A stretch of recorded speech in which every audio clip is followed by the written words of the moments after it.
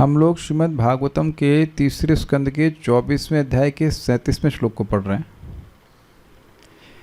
36वें में भगवान ने कहा कि उनके अवतार का प्रयोजन क्या है। एतन में जन्म लोकेस्मिन् मुमुक्षूणाम दुराशयात् प्रसंख्यानाय तत्वानाम सम्मतायात्मदर्शने। एतन में, मेरा ये जो आपके पुत्र के रूप में जन्म है, लोके, इस लोक में, अस्मिन लोके, इस लोक में, मुमुक्षुणाम दुराशयात, जो अपने बुरे आशय से यानी कि दुष्ट चित्त से मुक्त होना चाहते हैं। ऐसे होते हैं लोग, जैसे कि एक भक्त ने मुझे भी प्रश्न किया, क्या था ये, कि हमें इस जगत में कोई हेल्प करे तो उसके प्रति हम कृतज्ञ रहते हैं, लेकिन हम सुनते हैं कि भगवान हमारी इतनी हेल्प करते हैं, सब कुछ देख भी रहे हैं, तो फिर भी भोगों में मन क्यों चला जाता है। तो अब समझ गए ना, यहाँ पे एक इच्छा प्रस्तुत की जा रही है एक भक्त के द्वारा कि वह अपने बुरे मन की वासनाओं से मुक्त हो। ये बहुत अच्छी वासना है, अच्छी इच्छा है कि हम अपनी बुरी इच्छाओं से दूर होना चाहते हैं। तो ऐसे दूर आशय से, आशय मतलब चित्त, या आशय मतलब आश्रय अर्थात शरीर से, वो भी बुरा है। किसी का शरीर अच्छा हो तो रिएक्ट कीजिएगा विद लाइक बटन। आज तक कोई, अब तक जीवन में कोई मेडिसिन न खाया हो या सुबह उसको बाथरूम न जाना पड़ता हो, तो आप समझ गए कि बहुत खराब शरीर है।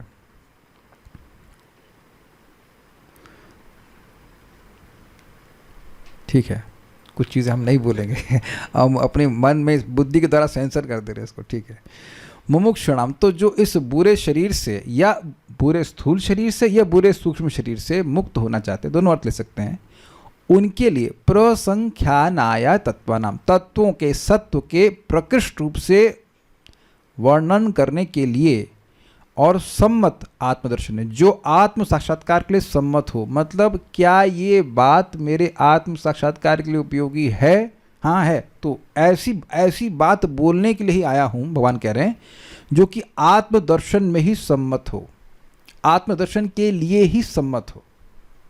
जैसे कोई कहे कि मैं आपको शेयर्स के बारे में समझा रहा हूँ, तो इसका आत्मदर्शन से क्या मतलब है?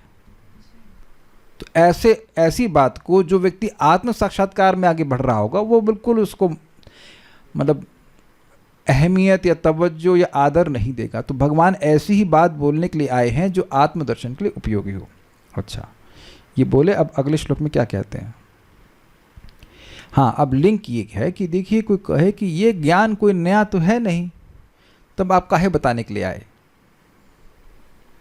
ये आत्मदर्शन, कोई आत्म साक्षात्कार कोई 4-5 साल पहले से थोड़ा हो रहा है, हमारा शाश्वत प्रोसीजर है, तो लोगों को तो पता ही रहता है। आप क्यों आए? कहते हैं ना, 2 कारण है। एक तो ये कि ये पथ बड़ा सूक्ष्म है, समझ में आसानी से नहीं आता है, इसीलिए मैं केवल एक श्लोक को रखा था कि ये बात समझाऊं कि ये बात समझ में नहीं आती है।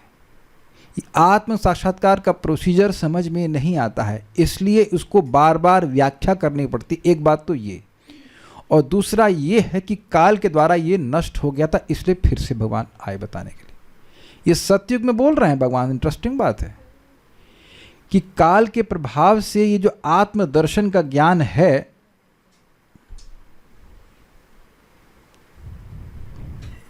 बैठ लीजिए आराम से, कंफर्टेबल रहिए। हाँ, काल के प्रभाव से कोई भी ज्ञान नष्ट ही हो जाता है।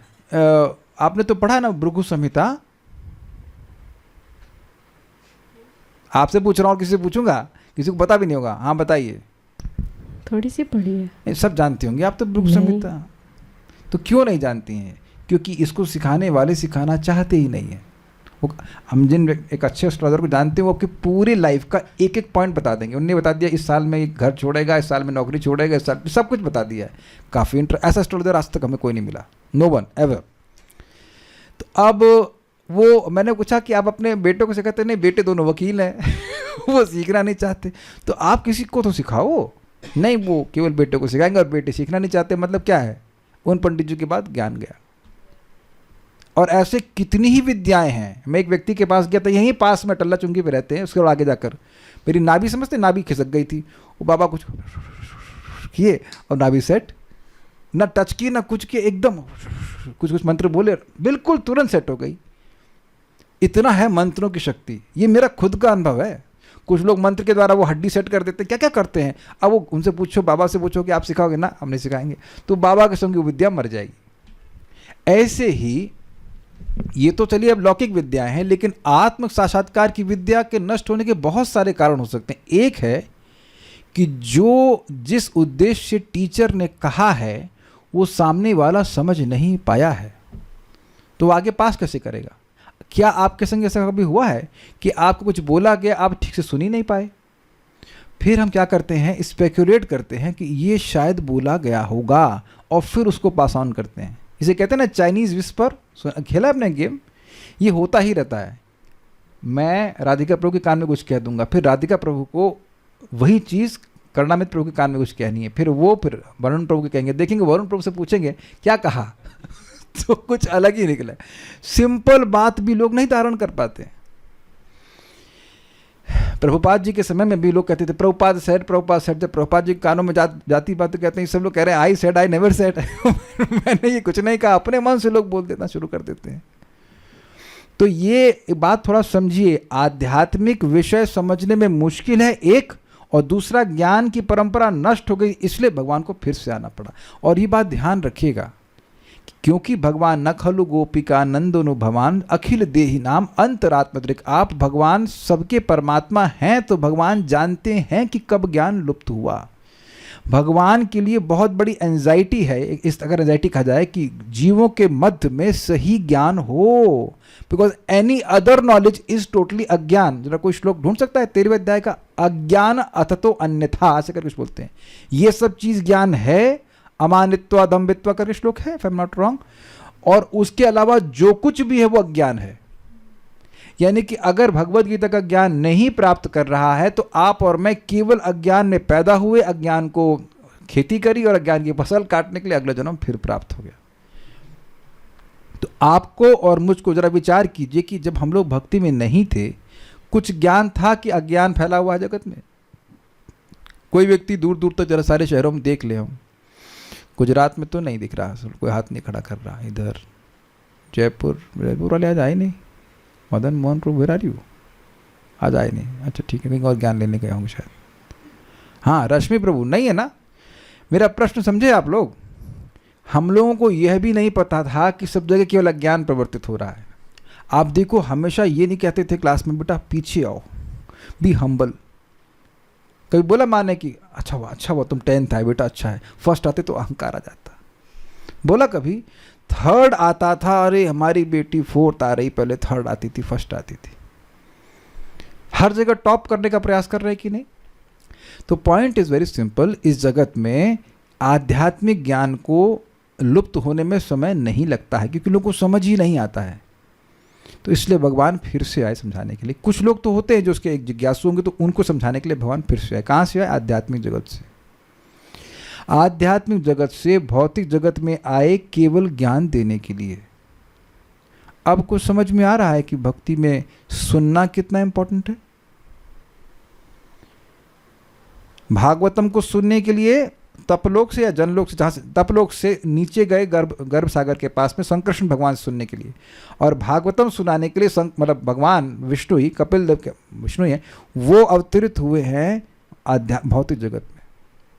That's why so much important this knowledge is. और यही बात भगवान ने भगवद गीता में कहा है कि सारे कर्मों की, यज्ञों की समाप्ति ज्ञाने परिसमाप्यते। This is 4.33। जरा देखिए श्लोक क्या है। और उसके बाद बोलते तद विद्धि प्रणिपाते न परिप्रश्ने न सेवया उपदेक्षन्ति ते ज्ञानम ज्ञानिना तत्वदर्शिना। ज्ञान होना बहुत जरूरी है, नॉलेज। तो इसीलिए बोल रहे हैं कि मैं यहाँ पे आया हूँ क्योंकि ये ज्ञान का पथ नष्ट हो गया था। मेरे पीछे बोलिए एष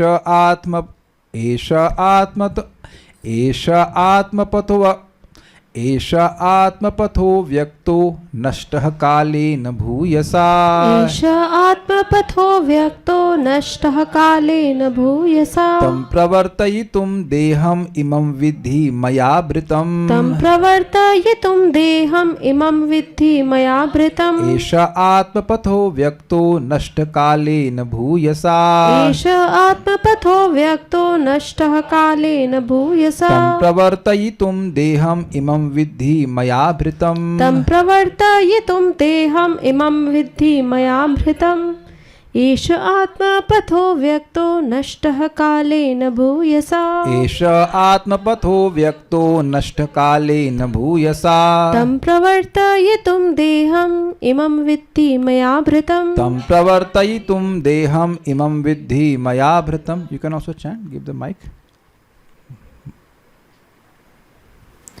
एष आत्मपथो व्यक्तो नष्टः कालेन भूयसा एष आत्मपथो व्यक्तो नष्टकालेन भूयसा तं प्रवर्तयितुं देहम् इमं विद्धि मया भृतम् तं प्रवर्तयितुं देहम् इमं विद्धि मया भृतम्. एष आत्मापथो व्यक्तो नष्टः कालेन भूयसा एष आत्मपथो व्यक्तो नष्टकालेन भूयसा तं प्रवृत्तयितुं देहम् इमं विद्धि मया भृतम् तं प्रवर्तयितुं देहम् इमं विद्धि मया भृतम्. करना भी प्रभु को दीजिए, ट्राई कीजिए. It's just is same as making a dosa. It's very simple. Try it. येषात्मपतो हाँ बोलता आता है, बोलो. हाँ बोलो, माइक पे नहीं. अच्छा तो फिर किस पे? नहीं तो फिर आवाज़ नहीं जाएगी ना. सुनिए, कोई बात नहीं, बोलो, प्रयास करो. अरे पहला डोसा हरे का जलता है यार, कभी तो बनाओगे. हाँ बोलो, ठीक है.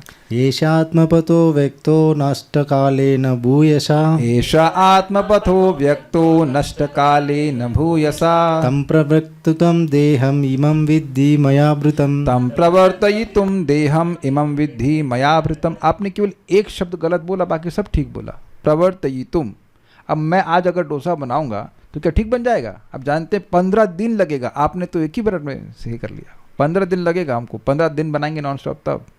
So you can do that. आप बोले थे ना आप गीता का पाठ नहीं कर सकते, कर सकते हैं. एक बहुत इंटरेस्टिंग बात आपको बताना चाहता हूँ. देखिए, केवल किताब वितरण से ज्ञान नहीं हो जाता है. आप आज तक कोई भी ज्ञान इकट्ठा किए हैं पढ़ाई में, फिजिक्स, केमिस्ट्री, बायोलॉजी, MBBS, जो कुछ भी किए हैं, टीचर के सानिध्य में बैठ के पढ़े हैं, है कि नहीं? और उसका एक बहुत इम्पॉर्टेंट कारण है, अगर मन में कुछ डाउट आए, ना बोल सके तो कम से कम काले कृष्ण की तरह से आके घुमा तो सकते, ये क्या कह रहे हैं ये बात कुछ हजब नहीं हुई है ना. And why it is important. देखिए, अगर डाउट आ गया तो आप उस चीज़ को नहीं करेंगे. हमारे वासुदेव चैतन्य प्रभु हैं, बड़े अच्छे होम्योपैथिक के डॉक्टर हैं. उन्होंने एक बजे दवा मेंशन करी. मैंने काले कृष्ण प्रभु को कहा कि आप ले आइए. इतने में मैंने उसमें कुछ पढ़ा तो फिर हमको मन में डाउट आ गया, ना ये मेडिसिन ठीक नहीं हमारे लिए, तो हमने इसको नहीं लिया. अभी उस पर और जब तक मैं कन्विंस नहीं रहता, I don't take that medicine. मैं उस कोई मेडिसिन लूँगा, फिर रिसर्च करूँगा ये कहाँ इस पर ये वाकई इसके लिए है कि, तब उसको ग्रहण करते हैं. तो ये आवश्यक है कि पढ़ने के साथ साथ अगर हमारा उस विषय में कुछ डाउट है तो वह क्लियर कर लिया जाए. And that's why we need living teachers. आप देखो कि किसी भी ज्ञान का प्रवर्तन करने के लिए आप लोग जो भी सब्जेक्ट पढ़े हो, आपको किसी जिंदा टीचर ने पढ़ाया है कि नहीं? और आप भी जिंदा थे. इस कुछ बात बड़ी सिंपल. अब देखो, ये सिंपल सी बात भी लोग नहीं समझ पाते. सोचते हैं कि बस केवल दूसरों को किताब दे दो, सब पढ़ लेंगे, सब समझ जाएंगे. Doesn't work. मेरी सॉरी वेदवादिनी बोल रही थी, अरे क्या बनाई थी आप? कोई सब्जी बनाई थी, कुछ तो बनाई थी. अरे मेरी दादी बड़ा अच्छा बनाती थी, वो चली गई, उससे पहले मैं सीख लेती तो बड़ा अच्छा होता. लिविंग गुरु का अंतर पड़ता है कि नहीं पड़ता है? किसी भी चीज़ में, चाहे मृदंग हो, चाहे हारमोनियम हो, चाहे anywhere, you just can't learn everything from books. मैं इसलिए कह रहा हूँ क्योंकि इसीलिए भगवान को आना जरूरी था. भगवान को, अच्छा दूसरी बात ये भी कि भाई भगवान के संग तो ऐसा नहीं कि किसी से उधार लेकर ज्ञान दे रहे हैं. वो तो ज्ञान का प्रवर्तन स्वयं कर सकते हैं. उनकी इंद्रियां तो दूषित नहीं हैं. Is it okay? उनको तो सारा रियलाइजेशन है, तो वो एकदम सही सही बोलेंगे. इसलिए उनका आना जरूरी था. ओके. आत्म साक्षात्कार का यह मार्ग जिसको समझ पाना दुष्कर है, करना दुष्कर नहीं है, करना मुश्किल नहीं है. एक्चुअली करना मुश्किल नहीं. भाई सबसे श्रेष्ठ मार्ग आत्म साक्षात्कार का क्या है? भक्ति है. लेकिन समझ नहीं आता इसलिए लोग नहीं करते.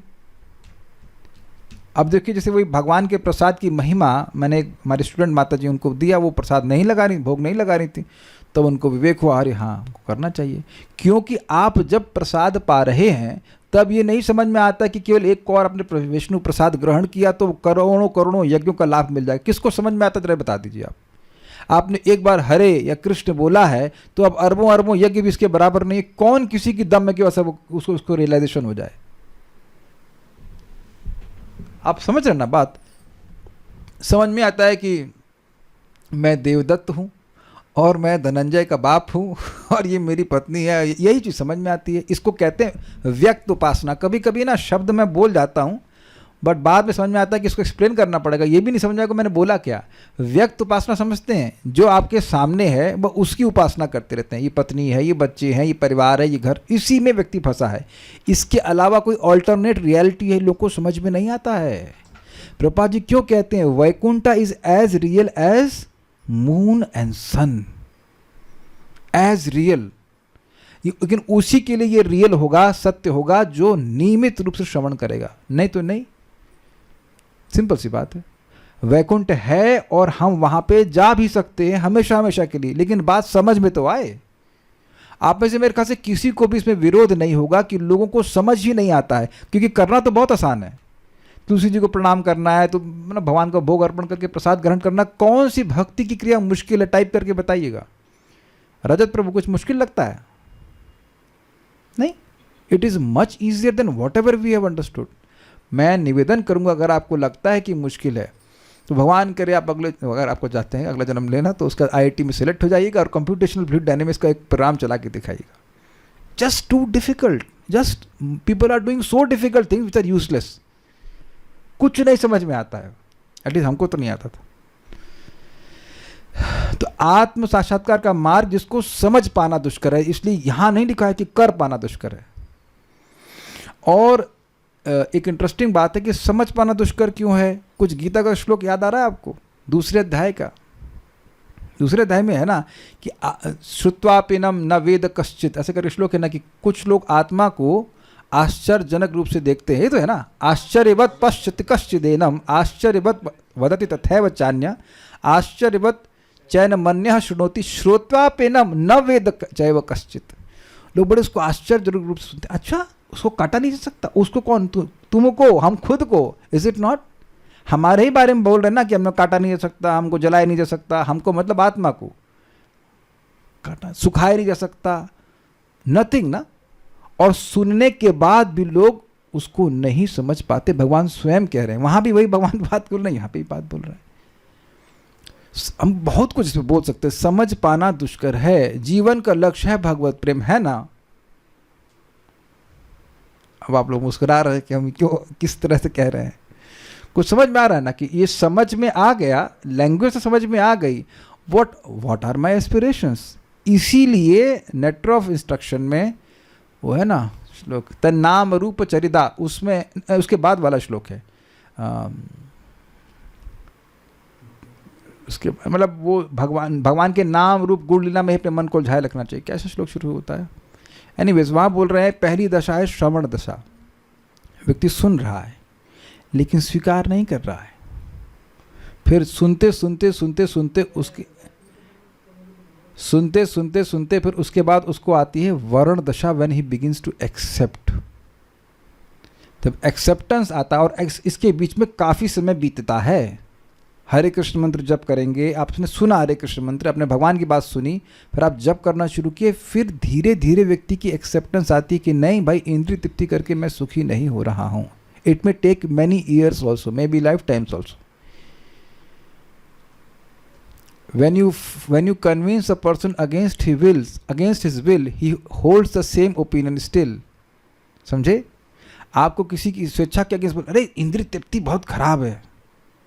हाँ ठीक है स्वामी जी, हाँ सही कह रहे हैं आप। अंदर से ना काय खराब है, पिक्चर देख रहे हैं, डोमिनोज का ये खा रहे हैं, वो खा रहे हैं, कैसे खराब है भाई? इतना बड़ा मजा आ रहा है।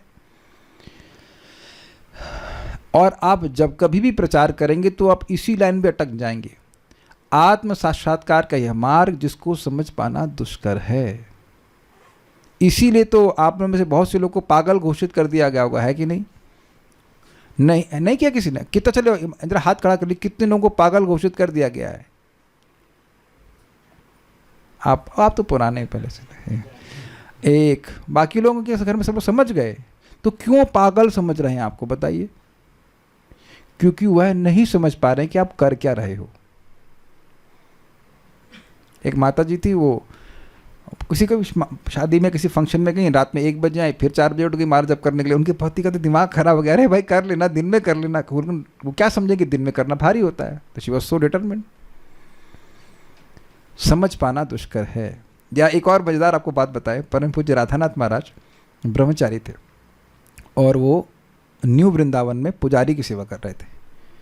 तो एक दिन उनके पिताजी खूब मुश्किल से वहाँ पे, it was not very accessible, तो आए वहाँ पर। उसके बाद उनको देख के बड़ा आश्चर्य हुआ, कह रहे तुम इतने बड़े हो गए हो और अभी भी गुड्डा गुड़िया से खेलते हो, you are still playing with dolls.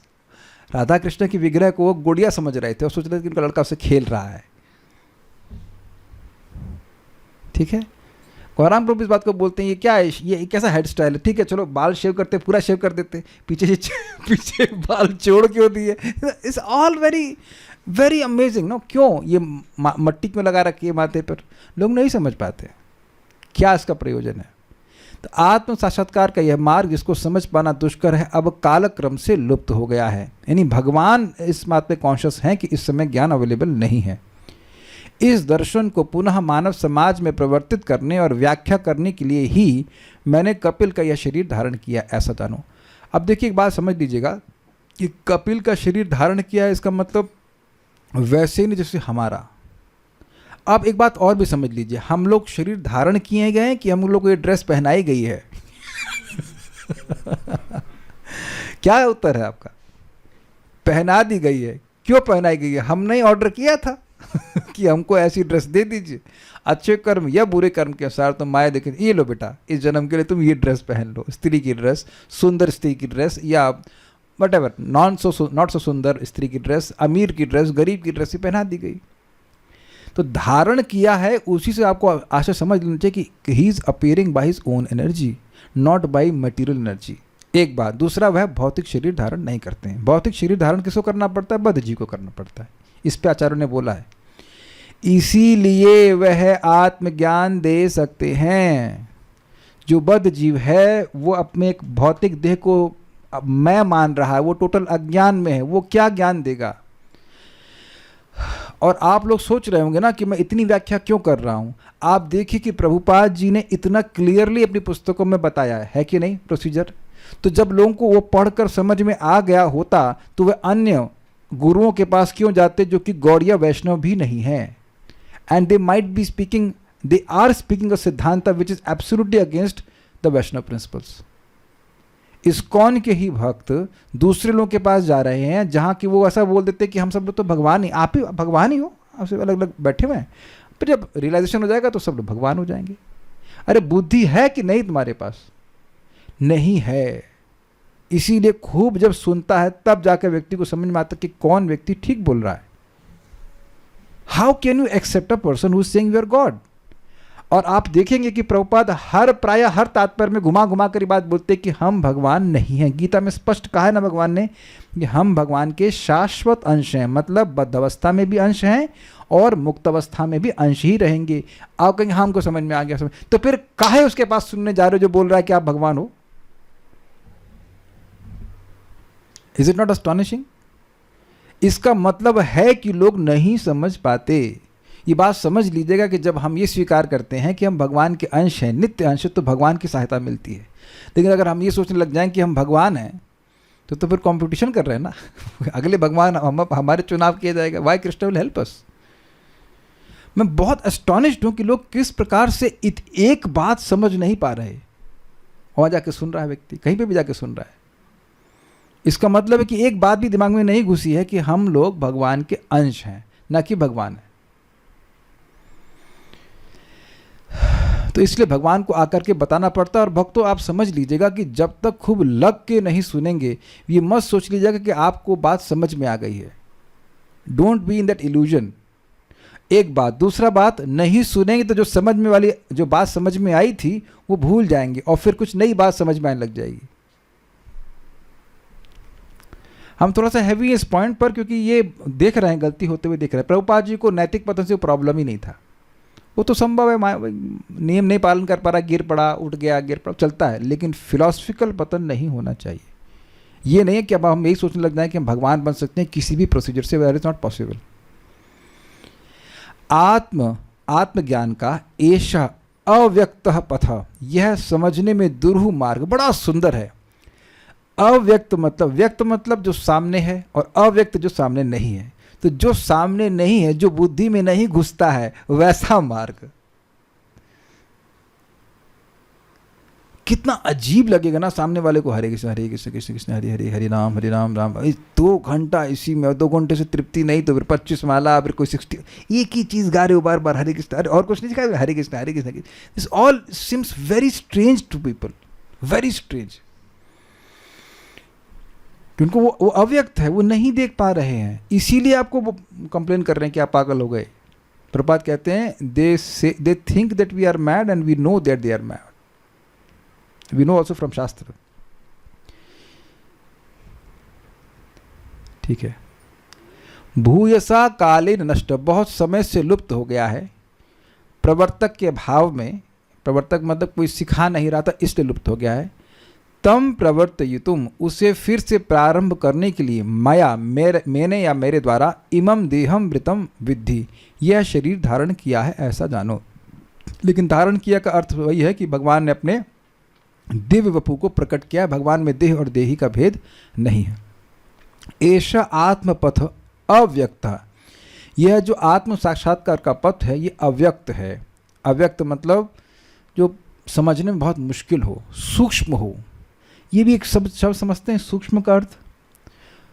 यहाँ पे सूक्ष्म का अर्थ है सटल। कुछ बातें क्लास में बोली जाती हैं जो नए व्यक्ति को बिल्कुल समझ में नहीं आती। आप लोगों का भी ऐसा अनुभव होगा कि प्रारंभ में बात समझ में नहीं आती, वो बोल क्या रहे हैं। एक सिंपल सी बात, क्या मैं ये नाक हूं? नहीं। क्या मैं ये कान हूं? क्या मैं ये हाथ हूं? तो ये विचार थोड़ा व्यक्ति करेगा तो डायरेक्टली परसीव कर सकता है कि मैं देह नहीं हूं, I am something different from this body. आप लोगों ने कभी वो चीर फाड़ करी है अपने MBBS में? तो कुछ आपने देखा होगा ना इसमें, लीवर आपने देखा होगा ना, लीवर, किडनी, ये तो किसका लीवर? इनसे पूछें, डॉक्टर है ना, आपने तो कभी चीर फाड़ नहीं करी। उनको दीजिए माइक, डॉक्टर साहब बैठी हैं, रिया माता जी बताएंगे कि आपने कभी विचार किया कि ये जो हमने ऑपरेशन किया है किसका लीवर है? वो यहाँ तक सोच गई नहीं। हाँ, ये बात, थैंक यू, बंद कर दीजिए, फीडबैक हो रहा है। तो देखिए, अच्छा है, डॉक्टर साहब हमको बता रहे हैं कि वहाँ तक सोच गई नहीं। सोच कहाँ तक गई? लीवर तक गई। बस जो चक्कू है डॉक्टर का वो लीवर तक जाता है, बाकी सब अव्यक्त रहता है। Got it? यही बात बोली जा रही है। And it's very very honest answer. इसके अधिक हम सोचते नहीं, बोलते भी हैं मेरे लीवर में प्रॉब्लम है मेरा। अरे तेरा तो तू कौन? मेरी माँ मर गई। अच्छा, तो जिसको आप पिताजी या माँ कहते थे वो तो वहीं लेटा हुआ है, तो कौन चला गया? और जो चला गया उसको आपने कभी देखा नहीं। I love you very much, किसको? Body, you love some body. Yes, I love some body, not some person.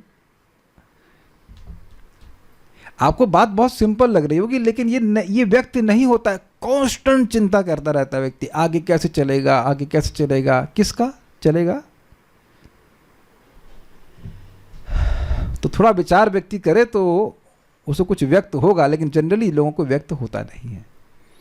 ठीक है। नष्ट काले न भूयस, काल के द्वारा ये नष्ट हो गया था।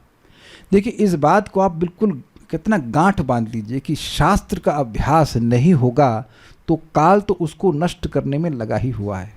इसीलिए सुबह शाम श्रवण की प्रोसीजर बताया गया है। सायः प्रातः गृणन भक्त्या दुख ग्रामा विमुच्यते, प्रथम स्कंद 3 अध्याय में आता है, एंड में आता है। ये नियम है कि रोज सुबह और शास्त्र सुना जाए ताकि बुद्धि में वो बात फ्रेश बनी रहे। Is it okay? और एक बात और समझ लीजिएगा कि जो भी आप डिस्कस करते हैं वो आपके हृदय में और गहरा जाता है।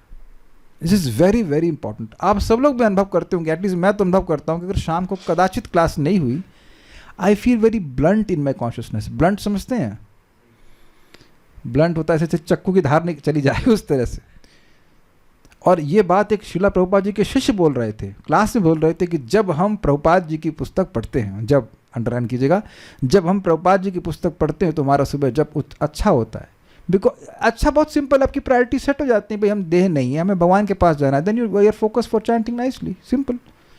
तो एक दूसरे को फीड करती हैं ये, इसलिए श्रवण इज़ वेरी वेरी इंपॉर्टेंट, नहीं तो काल के संग बिल्कुल नष्ट हो जाएगा। हमको अच्छे से याद है, एक बार बाली में क्लास दे रहा था और मेरे मित्र हैं सुदामा प्रभु, तो मैं एक श्लोक कोट किया था, वो अभी देखिए, सात कृष्ण नाम चरिता वाला श्लोक। तो मुझे बोले कहाँ से ये? हमने कहा भक्ति शास्त्री तो आप करके आए हैं, उपदेशामृत का श्लोक है, हमसे पूछ रहे हैं कहाँ से? क्या गलती है? गलती है अभ्यास की कमी। आप देख लो, हम लोग बहुत समय से गीता नहीं पढ़े हैं, तो कुछ श्लोक तो थोड़े थोड़े याद हैं और बाकी श्लोक सब गायब होते जा रहे हैं। तो महाराज कई बात बता रहे थे कि कुछ चीज़ों का बिल्कुल विश्वास नहीं करना चाहिए, और एक है शास्त्र का विश्वास नहीं करना चाहिए, मतलब अभ्यास नहीं करोगे तो गायब हो जाएगा। Very very important. काल का ये प्रभाव ही होता है, इसलिए भूयसा पुनः तम प्रवर्तयितुम, उसका प्रवर्तन करने के लिए देहम इमम, इस देह को अर्थात से दिव्य स्वरूप को मया वृतम, मेरे द्वारा स्वीकार किया गया, विद्धि अर्थात ये जानो। ओके। भावार्थ दीपिका, यदि कहें कि यह ज्ञान मार्ग तो पहले से ही है, अतएव इसको अपूर्व के समान प्रवर्तित नहीं करना है। इस पर भगवान ने कहा, यह ज्ञान मार्ग अत्यंत सूक्ष्म है, अतएव इसको प्रवर्तित करने के लिए मैंने इस शरीर को धारण किया। ये समझ में आया टीका? ये कह रहे हैं कि यह ज्ञान मार्ग तो पहले से ही, इसको ऐसे बताने की जरूरत क्या है कि पहले कभी कोई बोला ही नहीं हो। जैसे यहाँ पे आप देखिए, न्यूटन्स क्या था वो लॉ कौन से लॉ है वो? 3 लॉज है ना, कौन से लॉज ऑफ? देखो पहले एकदम टिप्स पे रहते थे, आप तो बायोलॉजी स्टूडेंट है रुक जाइए। किसी को याद है कौन सी पहला law, first law of dynamics? ना आ गया, न्यूटन्स लॉ ऑफ डायनेमिक्स होता है ना, mechanics. Newton's law of motion होता है, ठीक है, तो मोशन था, ठीक है। तो देखिए, देख रहे हैं कि एकदम मैं इसमें प्रवीण था इस टॉपिक में। अब 2003 से 7 से छोड़ा हुआ है, तो अब नहीं आया याद। Anyways, Newton's law of motion, F = ma इत्यादि इत्यादि। तो इसका प्रवर्तन कौन किया? न्यूटन ने किया। तो उससे पहले नहीं था, लेकिन कह रहे ऐसा तो है नहीं, ये आत्मज्ञान तो हमेशा रहता है, तो आप ऐसा क्यों बोल रहे हो कि मैं प्रवर्तन करने के लिए आया, एज इफ कि पहले था ही नहीं। तो कहने का अर्थ ये है कि पहले भी था, लेकिन ये नष्ट हो गया था, इसलिए दोबारा देने के लिए आया। ओके। सारार्थ दर्शनी, यह आत्मपथ अर्थात परमात्मा की प्राप्ति का मार्ग, मतलब वो पथ जिसके अंत में परमात्मा है, वह अव्यक्त अर्थात सूक्ष्म है, समझने में दुरूह है, समझ में आसानी से नहीं आता है। जैसे एक सिंपल सी बात है, प्रभुपाद बड़ा मजेदार कहते हैं कि भाई दुनिया में चीज़ आप कैसे समझते हो? बुद्धि से समझते हो। आप कहो किसी को कुछ ना समझ में आ रहा है, तुम्हारे में बुद्धि नहीं समझ नहीं पा रहे हो। लेकिन भक्ति तत्व को आप कैसे समझते हो? जीव से। अतः श्री कृष्ण, संभल के आपको पीछे लग जाएगा, अतः श्री कृष्ण नामादि न भवेद ग्राह्यम इंद्रिय सेवोन्मुखे ही जीवादव स्वयमेव स्फुरतः। ये एकदम इलॉजिकल है कि नहीं? भगवान क्योंकि दिव्य हैं, इसलिए उनको अपनी भौतिक इंद्रिय से आप नहीं पकड़ सकते हो। इसलिए जब आप जीव से सेवन मुख होते हो, भगवान का नामोच्चारण करते हैं और भगवान का प्रसाद ग्रहण करते हो, तो बात अपने आप समझ में आती है। समझ में आया आप लोगों को? कितना अजीब है ना, कि मान लीजिए फिजिक्स ना समझ में आए, बेटा प्रसाद खाओ, physics, it doesn't work, it is an absolutely strange procedure, और ये काम करता है। आप देख लो, मैं अनुभव से बता रहा हूँ। सार्वभौम प्रभु प्रवचन कर रहे थे बलराम हॉल में, और हमारे एक रिश्तेदार हैं, and he is very highly placed, मतलब वेरी हाईली प्लेस्ड, बहुत बुद्धिमान भी हैं, एटलीस्ट मटीरियली। हमको बड़ी आसानी समझ में आ रहा था, अन्या विलासिता शून्य में, जस्ट वेरी इजी सिंपल। और उनका हमको समझ ही नहीं आ रहा है वो क्या बोल रहे हैं। सो तब मुझे एकदम क्लियरली समझ दिखा कि जो शास्त्र में लिखा है वही बात है, कि जो व्यक्ति नियमित नाम जप करेगा, भगवान का प्रसाद ग्रहण करेगा, उसके लिए things are very clear, because you understand spiritual science from a clean heart. आध्यात्मिक ज्ञान को आप शुद्ध हृदय समझते हो, गंदे हृदय से नहीं समझ में आता। हाँ, ये बड़ा अच्छा बात माता जी बोल रही हैं कि महाराज उस बात को बोलते हैं, यार तो एक आदमी बोल रहा है और तुम लोग रोज सुनने चले जाते हो, ये बोर नहीं होते? तो बट एक्चुअली वो एक ही बात नहीं बोली, बहुत सारे, आप हर दिन कुछ ना कुछ सीखते हो, बल्कि वही चीज़ you relearn what you have learned, ये भी बहुत इंपॉर्टेंट है। जो आपने सीखा हुआ है उसको हम भूल जाते हैं, फिर से अप्लाई करने के लिए सीखते हैं। करते हैं कि नहीं? एक भी व्यक्ति नहीं कह सकता कि उसको हर दिन कुछ ना कुछ रीलर्निंग के लिए ना मिलता हो। मुझे हमेशा मिलता है, आप लोगों को भी मिलता ही होगा, उम्मीद है, तभी तो आप आते हो सीखने के लिए। तो मैं खाली ये बोल रहा था एग्जाम्पल दे करके कि ये भी तो समझ में नहीं आता कि जीभ को भगवान की सेवा में लगाएंगे। अच्छा, ये समझ में आता है कि प्रसाद खाना भगवान को सेवा है। पाँव दबाना, मालिश करना सेवा है, लेकिन प्रसाद खाना सेवा कैसे हो गई? ये नहीं समझ में आता। अच्छा, ये जप करना, जप ही करते रहोगे कि सेवा भी करोगे? ये भक्तों के बीच में भी उनको समझ में नहीं आता कि जप करने से कैसे, जप कैसे सेवा हो गई। इसीलिए तो लोग जप को सेवा नहीं मानते हैं, इसलिए जप को नेग्लेक्ट कर देते हैं। कभी कभी करते भी नहीं, कभी कभी ये भी बोल देते हैं कि तुम अगर सेवा कर रहे हो तो जप करने की जरूरत भी नहीं है।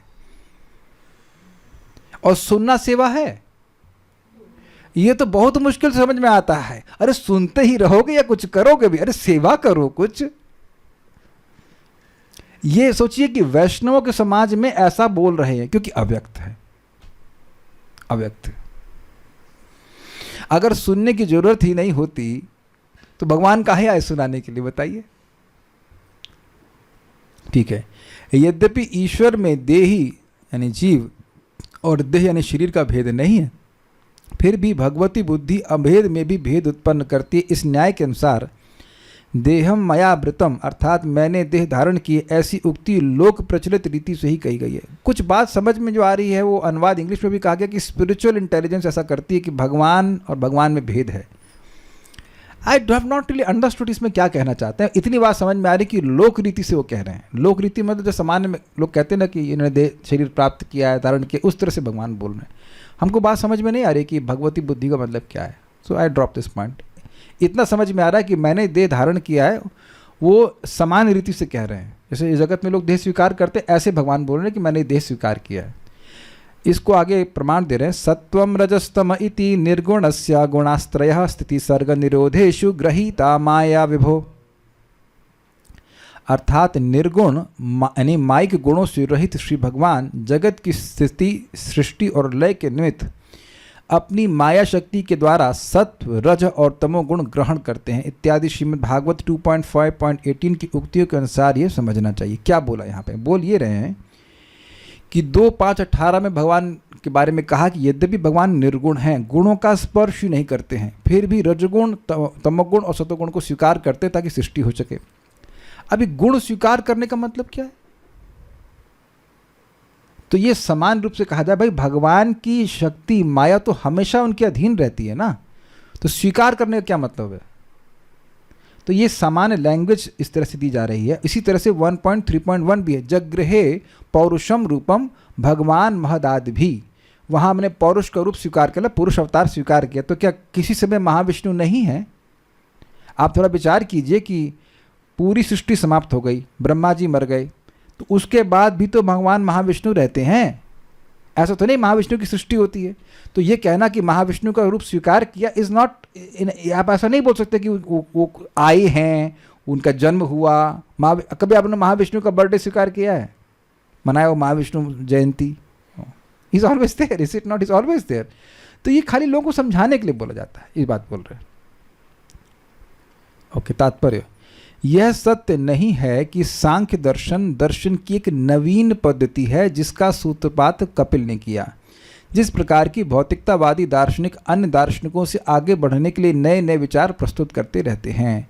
देखिए बात समझिएगा, ये जो पीएचडी करते हैं उस बात को अच्छे से समझ लेंगे कि वो पिछले वाले की पीएचडी में कुछ गलती निकाल ली तो उनकी पीएचडी स्थापित हो गई। बस यही होता है। आप में से कोई है पीएचडी यहाँ पे? Okay, so you have some head left. नहीं तो पीएचडी मतलब permanent head damage. Is just nonsensical. हम लोग पूर्ववर्ती आचार्यों की बात को समझने का प्रयास करते हैं, यहाँ ये लोग पूर्ववर्ती आचार्यों की बात को खंडन करके स्वयं आचार्य बनते हैं। यही ना बात हुआ। और इसको देखिए, अरे पीएचडी है वो, और उस व्यक्ति को पूछो कि तुम्हारे पास बुद्धि क्या है? आदर बुद्धि है, तो ये तो बेवकूफी की बात है ना। उसने किया क्या है? भौतिक स्तर पर प्रत्येक व्यक्ति विशेष रूप से ज्ञानी अन्यों की अपेक्षा अधिक विख्यात बनना चाहते हैं। इसलिए आप देखेंगे कि कोई ज़्यादा ज्ञानी है तो वो हमेशा नया मत प्रस्तुत करेगा, वो ये प्रस्तुत करने का प्रयास करेगा कि मैं श्रेष्ठ हूँ, वो ये नहीं प्रस्तुत करेगा कि मैं सत्य जानना चाहता हूँ। That is not there. आप देख लेना, वो नया नया बात बोलेंगे। ज्ञानियों की गतिविधियों का क्षेत्र मस्तिष्क या मन है। बड़ा इंटरेस्टिंग पॉइंट है। मन को विचलित करने के अनंत उपाय हैं और इस प्रकार असंख्य सिद्धांत बन सकते हैं। समझे बात ये? जो लोग मन के स्तर पर हैं तो मन तो डिस्टर्ब हो सकता है किसी भी तरह से, तो जब वो कोई नई थ्योरी दे रहे हैं तो अपने मन को नई प्रकार से डिस्टर्ब कर रहे हैं। समझे बात? जस्ट लाइक चार्ल्स डार्विन ने कहा, I am fully convinced that without sufficient speculation there cannot be a good theory। ये स्पष्ट बोला है उसने। स्पेकुलेशन समझते हैं, जब तक आप कुछ इमेजिन ना करें, ऐसे लंबी लंबी फेंके नहीं, तब तक आप एक अच्छी थ्योरी दे ही नहीं सकते। जैसे कि क्या बोलते हैं वो, क्योंकि पेड़ ऊंचे थे और पत्तियां ऊपर थी, इसलिए कुछ हिरन ऐसे उचकने लगे और ऐसे उनकी गर्दन लंबी लंबी होती, जिराफ आ गए। Very interesting, is it not? तो ऐसे तो हम लोग भी ताड़ासन वगैरह करें तो हम लोग भी कुछ अजगर बन जाएंगे, नॉट लंबे हो जाएंगे। Is absolute nonsense. और वो खुद बोला कि ये थ्योरी हम प्रमाण नहीं दे रहे हैं, केवल हमारा ये स्पेकुलेशन है और बिना स्पेकुलेशन के हम दे नहीं सकते कुछ। मैंने डार्विन बोला था ना, मैंने क्या बोला अभी? हाँ ठीक है, डार्विन प्रभु, ठीक है। किंतु सांख्य दर्शन ऐसा नहीं है। यह मात्र ज्ञान यानी मानसिक कल्पना नहीं है, यह तथ्यपरक है, मतलब बेस्ड ऑन फैक्ट्स। किंतु कपिल के समय में यह लुप्त हो चुका था। एक इंटरेस्टिंग बात है, फिल्मों में कभी कभी लिख देते हैं ये पूरी तरह से फिक्शनल है, इसका सत्य जीवन से कोई संबंध नहीं, अगर है तो कोई इंसिडेंटल है। ये हो गए वो सारे ज्ञान जो कि भौतिकतावादी लोग देते हैं फिक्शनल। लेकिन भगवान कह रहे हैं बेस्ड ऑन ट्रू स्टोरी। भगवान जो सांख्य ज्ञान दे रहे हैं, it is absolutely based on the true story of a जीवा, how the living entity suffers in the womb of mother. माँ के गर्भ में जीव कैसे कष्ट पा रहा है, आप आगे सुनने वाले हैं। और वो सत्य है, वो सत्य है, वो सत्य है, एग्जैक्टली सत्य है। बेहतर है कि उसको एक्सपीरियंस से दोबारा प्रमाणित ना किया जाए। अरे भगवान तो सही बोल रहे थे, इट इज डैम मिजरेबल। तो एक एग्जाम्पल मैंने दिया, उस पर एक इंटरेस्टिंग बात है कि आप तो डॉक्टर साहब यहाँ बैठे हुए हैं कि माँ के गर्भ में बच्चे का डेवलपमेंट कैसे होता है ये तो आप लोग जरूर पढ़े होंगे, लेकिन बच्चे को कष्ट मिला ये पढ़े थे क्या? ये किसी एमबीबीएस में नहीं पढ़ाते होंगे। हम एमबीबीएस नहीं पढ़े, हमारे सामने आचार्य हैं एमबीबीएस के, तो बता दीजिएगा कि पढ़ाए कि नहीं। कोई डॉक्टर आज तक बोला कि बेटा तुमको तो आज भी तो बुखार ही हुआ है, माँ के गर्भ में तुम बहुत कष्ट पाए हो, कोई बोला आज तक कोई डॉक्टर आपको? तो that is based on true story of a जीवा। इस तरह से समझना चाहिए। समय के साथ विशिष्ट प्रकार का कोई भी ज्ञान लुप्त हो जाता है या प्रच्छन्न रहा आता है। ये समझे बात? है लेकिन पूर्णतः प्रकट नहीं है। यह इस भौतिक संसार का स्वभाव है। इस बात को प्रभुपाद जी भगवद गीता के इंट्रोडक्शन में बोलते हैं कि भगवद गीता के तो कितने संस्करण है, कम से कम 100 टीकाएं भी हैं उसके ऊपर, लेकिन एक भी व्यक्ति भक्त नहीं बना। आप शायद किसी व्यक्ति से नहीं मिले होंगे जो प्रभुपाद जी की भगवद गीता के अलावा पढ़ा हो और वह भक्त बन गया हो। अभी कौन तो, हाँ ये Abhishek Prabhu is here, I think is here, where are you my dear Prabhu? हाँ यस ही इज हियर। तो ये चंदौली में आप गीता वितरण कर रहे थे और कोई व्यक्ति यथार्थ गीता पढ़ने के बाद कुछ यही बोल लेते ना कि हम सब लोग भगवान हैं, ऐसा कुछ to that effect he was saying कि हम सब लोग भगवान हैं। तो ये क्या यथार्थ हुआ बताइए? एक हमारे अनंत कृष्ण प्रभु, आपसे जानते हो कि नहीं जानते हो, कभी कभी क्लास देते हैं, वो बड़ा मज़ेदार बात बोलते हैं। देखिए जब आप सही बोलेंगे तब लोग गलत समझेंगे, क्योंकि लोगों की बुद्धि ऐसी है। तो जब आप गलत बोलेंगे तब कितना गलत समझेंगे। हम तो यहाँ पे अब क्विज नहीं लेते, जब पहले क्विज लिया करते तो बड़ा मज़ा आता था। कोई डिवोटी प्रश्न का उत्तर देना शुरू कर दिया, पर ये प्रश्न क्या था आपका? अरे पहले प्रश्न तो सुनो भाई। That's how people hear, it's not so easy to hear also. तो ये भी इंटरेस्टिंग है कि ज्ञान है भगवद गीता का, लेकिन उस लोग कवर करते हैं। फॉर एग्जाम्पल सर्वधर्मान परित्यज्य मामेकम शरणम व्रज, बिल्कुल स्पष्ट है कि भगवान की शरण में जाना चाहिए। लेकिन लोग क्या बोलेंगे, नहीं नहीं भगवान के अंदर नहीं, जो अंदर अव्यक्त है उसकी शरण में जाना है। तो भगवान तो नहीं बोले, अब ये हो गया ज्ञान कवर, इसलिए लोग भक्ति नहीं करेंगे, ये बात है। या फिर सर्वस्व चाहम हृदय सन्निविष्टो, सबके हृदय में अंदर चाय पीने की इच्छा है, लो हो गया ज्ञान कवर भगवत गीता में चाय आ गई। ये इस भौतिक संसार का स्वभाव है। भगवत गीता में श्री कृष्ण ने भी ऐसा ही कहा है, सकालीन महता योगो नष्टः परंतप। कालक्रम में भगवत गीता में वर्णित योग पद्धति लुप्त हो गई। यह शिष्य परंपरा से चली आ रही थी, किंतु कालक्रम में यह खो गई। मतलब शिष्य परंपरा टूटी। जब कोई व्यक्ति यह सोचे कि मैं भगवत गीता को बिना शिष्य परंपरा में समझूंगा, तो वो क्या करेगा? गलत समझेगा। आप लोगों ने भगवत गीता हम लोग संग पढ़े थे, कितना आसान है समझना सब कुछ ना। भगवान का स्मरण करना है, भगवान की पूजा करनी है, is just very clear. Prabhupada ने कितना क्लियरली समझाया है कि नहीं। लेकिन अब कोई व्यक्ति शिष्य परंपरा को नहीं स्वीकार करेगा तो उसको एक भी बात समझ में नहीं आती। जिनसे हमने योगा सीखा, मतलब एक्सरसाइज वाला योगा सीखा, तो वो कोट करते हैं, देखो ये अनुलोम विलोम प्राणायाम से आपकी इड़ा और पिंगला नाड़ी जो है वो सम हो जाती है। देखो गीता में क्या लिखा है, समत्वम योग उच्यते। अगर आपकी इड़ा और पिंगला नाड़ी सम हो जाती है तो उससे आप स्वस्थ हो जाते हैं, उसको योग कहते हैं। समत्व का क्या अर्थ है? समत्व मतलब सुख दुख में सम रह करके आध्यात्मिक ज्ञान का अनुशीलन करना, और वो इड़ा पिंगला में पहुंचा दी उसको, समत्वम योग उच्यते। मैं एकदम, और तो उनका प्राणायाम तो ठीक सिखाए, लेकिन ये जिस तरह से सिखा रहे थे भाई हमको एकदम हंसी आई बिल्कुल। और जो गीता नहीं जानता है, हाँ भाई गुरु जी तो बड़ा जानते हैं, समत्वम योग उच्यते। इतना लोग अज्ञान में हैं, कभी हंसी आती मेरे को। मैं क्लास में बैठा था, मुकुंद दत्त प्रभु क्लास दे रहे थे, तो प्राय पूछते हैं ये श्लोक जानते हो कि नहीं, वो श्लोक जानते हो। वो 2-4 श्लोक पूछे, मैं बोल दिया, तो मेरे बगल में भक्त बैठे थे, ओह आपको तो पूरी गीता याद है। मैंने ना भी नहीं किया, भाई कोई तारीफ कर रहा था स्वीकार कर रहा है, ऐसा तो नहीं ऐसा तो नहीं है कि this is how people just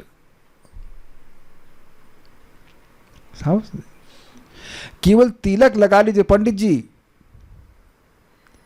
ये स्थिति है। एक अब मजेदार बात बताएं, परम पूज्य राधा गोविंद महाराज समझा रहे थे, किसको आजकल लोग ज्ञानी मानते हैं, बहुत मजेदार। कह रहे थे कि कोई उनका शिष्य होगा या कोई था, उनको नहीं पता शिष्य था कौन था, लेकिन वो व्यक्ति अमेरिका जाना चाहता था। तो वीज़ा ऑफिसर के पास गया, तो उसने पूछा क्या करने जा रहे हो? कह रहे हम संस्कृत पढ़ाएंगे। तो बोले कुछ संस्कृत बोल के दिखाओ।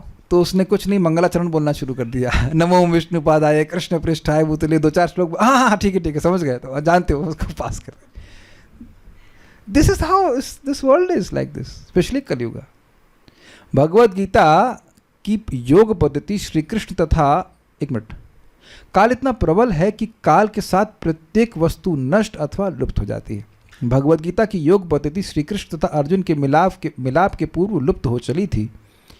इसलिए श्री कृष्ण ने उसी प्राचीन योग पद्धति को अर्जुन के समक्ष प्रतिपादित किया, जो वास्तव में भगवत गीता को समझ सकता था। देखिए 2 इंपॉर्टेंट पॉइंट है। एक, भगवान ने भी वही बात बोली जो कि स्थापित थी, नया बात नहीं बोली। और दूसरी, भगवान ने देखा कि भक्तो सी में सखा चेती रहस्यम एतद उत्तमम, तुम मेरे भक्त हो, मेरे सखा हो, इसलिए मैं तुम इस रहस्य को दे रहा हूँ। बड़ी इंटरेस्टिंग बात है भाई। शिष्य भी वही समझ पाएगा जिसके अंदर योग्यता हो। जो भगवान को भगवान ही नहीं स्वीकार कर रहा है, वो क्या गीता समझेगा? आप सब लोग को याद होगा, प्रभुपाद इंट्रोडक्शन में बोलते हैं, एटलीस्ट व्यक्ति को थियोरिटिकली स्वीकार करना पड़ेगा कि कृष्ण भगवान है, तब वो गीता समझेगा, नहीं तो समझ ही नहीं सकता। ये बात है। यानी कि प्रॉपर डिसाइपल से शिष्य के अभाव में भी ज्ञान लुप्त हो जाता है। इसी प्रकार कपिल ने भी कहा कि वे सांख्य दर्शन पद्धति का नए सिरे से प्रवर्तन नहीं करने जा रहे, यह तो पहले से प्रचलित थी और कालक्रम में विलुप्त हो गई, अतः वे उसको पुनः चालू करने के लिए उत्पन्न हुए हैं। बहुत बड़ी बात है और मैं फिर रिपीट कर रहा हूँ, you don't become self proclaimed acharya. हमें ये कभी नहीं करना है। हमने हमेशा ये करना है जो पूर्ववर्ती आचार्यों ने बताया है, जो शास्त्र में है उसको बताना है। That will be our fidelity, honesty towards परंपरा। बड़ी सुंदर बात मुकुंद दत्त प्रभु कहते हैं, would you like to be known as a person who disturb the lineage of the परंपरा? To that effect he says, क्या आप चाहेंगे कि आपकी प्रसिद्धि इस प्रकार से हो जिसने परंपरा के ज्ञान को खंडित कर दिया?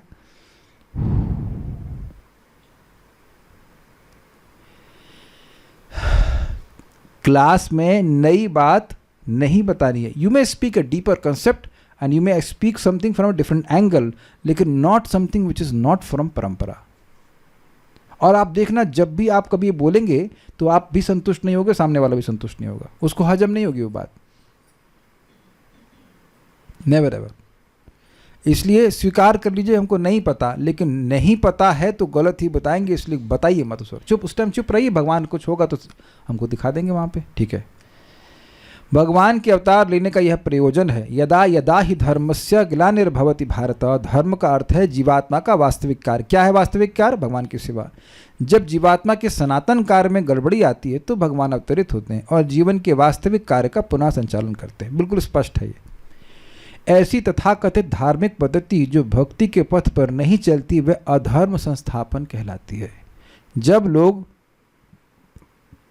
भगवान के साथ अपने सनातन संबंध को भूलकर अन्य कार्य में लग जाते हैं तो उनका यह व्यापार अधर्म कहलाता है। मतलब अगर सो कॉल्ड पूजा पाठ भी चल रहा है लेकिन भगवत सेवा के निमित्त नहीं है तो व्यर्थ है। इदम ही सुना था ना कि इदम ही पुमसाम, क्या था वो, इदम ही पुमसाम सुक्तस्य तपस्या, जो भी तपस्या कर रहा है, दान कर रहा है, उस सब का प्रयोजन है कि भगवान हरि के उत्तम यदोत्तम श्लोक गुणानुवर्णनम, भगवान हरि के गुणों का वर्णन होना चाहिए। और भगवान के गुणों का वर्णन है ही नहीं और बहुत सारी बातें हो रही तो क्या मतलब है। परम पूज्य राधा गोविंद महाराज समझाते हैं, बहुत जगह गीता महोत्सव चलता है, गीता पाठ, गीता शिक्षा, लेकिन भगवत गीता की एक भी बात नहीं होती। ये है, ये वास्तविक रूप से ऐसा है। या भागवत पढ़ा रहे हैं, सत्यम परम धीमहि, देखो क्या लिखा है यहाँ पे, श्री कृष्ण धीमहि परम सत्य धीमहि। हम परम सत्य का ध्यान करते हैं, तुम जिसको परम सत्य मान लो उसका तुम ध्यान करो। और सही में हम एक व्यक्ति से मिले जो क्या, हम प्रभु जी 3 घंटा ध्यान करते थे। उन्होंने कहा क्या क्या करते थे? तो क्या आधा घंटा हनुमान जी का, अब 20 मिनट शिव जी का, 20 मिनट भगवान विष्णु का। तो ये कोई तुम निर्णय ही नहीं कर पाए कि भगवान कौन है, 3 घंटा क्या ध्यान कर रहे हो। And result is nothing, nothing means nothing, कोई रिजल्ट नहीं मिलता। इज एब्सोल्युटली लाइक वहीं रहते हैं जैसे वो उसमें होते हैं ना, क्या कहते हैं उसको, ट्रेडिंग मिल, 5 किलोमीटर 10 किलोमीटर दौड़ गए, वहीं 1 इंच आगे नहीं बढ़े, वहीं पसीना बहा रहे हैं, लाइक दिस, ठीक है। सांख्य दर्शन में बताया गया कि मनुष्य भौतिक जीवन की दुखी अवस्था से किस प्रकार उबर सकता है। इसलिए पहले बताते हैं कि दुखी अवस्था क्या है। पहले ये समझना बहुत जरूरी है कि हम लोग दुखी हैं, नहीं? ये बात बहुत सिंपल लगती होगी, लेकिन अगर संतुष्ट है व्यक्ति तो फिर आपका प्रोसीजर क्यों स्वीकार करेगा। ये सब हम अपने पिताजी का मजाक बनाते हैं। उनको डायबिटीज़ थी, कोलाइटिस थी, और डायबिटीज़ कोलाइटिस और पता नहीं क्या क्या बीमारी, और उनको प्रीचिंग कर रहे थे। तो उनको बोला भाई कुछ भक्ति कीजिए। नहीं, हम संतुष्ट हैं। तो मन में बोले क्या संतुष्ट हैं, आंतों में गड़बड़ है, ये सब कुछ गड़बड़ है, सब तो आँख में परेशानी है, 13 फ्रैक्चर उनके हो चुके थे, पहले चोट लगी थी, वो दर्द करते थे, भजाने, तब भी संतुष्ट है। तो जब व्यक्ति यही मान रहा है, दुखेषु सुख माने ना, जब यही मान रहा है कि मैं दुखों में होते हुए भी सुखी हूँ, तो फिर आप क्या प्रीचिंग करेंगे उसको। इसलिए पहले ये सिखाया जाएगा कि कैसे हम दुख में हैं और फिर दुख से निकलने का प्रयास, प्रोसीजर बताया जाएगा। भगवान स्वयं इस उत्तम पद्धति की व्याख्या कर रहे हैं ताकि कोई डाउट ना हो। कोई प्रश्न मेरे ख्याल से तो है नहीं, सबको समझ में आ गया होगा। आगे हम लोग भगवान क्या कहेंगे वो हम देखेंगे। So will stop here. इससे आप आज एक चीज़ नोट कीजिए, जब हम लोग भक्ति रसामृत सिंधु की क्लास कर रहे थे उसमें कहीं शादी की बात आई थी, और उतने में अंत में प्रश्न आ गया कि हमारी शादी जबरदस्ती करवा रहे हैं तो क्या करना चाहिए। तो विद ऑल ड्यू रेस्पेक्ट मैं उनसे एम्पैथाइज कर रहा हूँ कि वो परेशानी भी होंगी जो माता जी होंगी, लेकिन क्या वो क्लास को सुनी?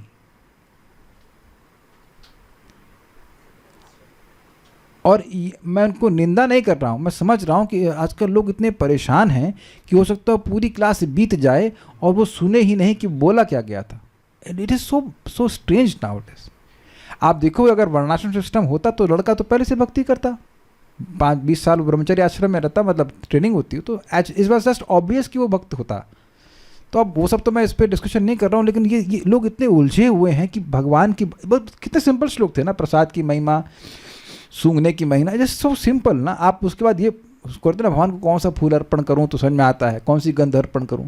लेकिन अब शादी का प्रश्न आ रहा है तो आप देख लीजिए कि मतलब मुझे थोड़ी दया भी आ रही थी कि ये बेचारे इतने परेशान हैं कि वो समझ भी नहीं पा रहे, सुन भी नहीं पा रहे। तो एक हम जो एक टेक अवे पॉइंट है वो ये है कि इतना समझ लीजिए कि ऐसा मत सोचिएगा कि आपको समझ में आ गया है, अब आपको और कुछ सुनने की ज़रूरत नहीं है।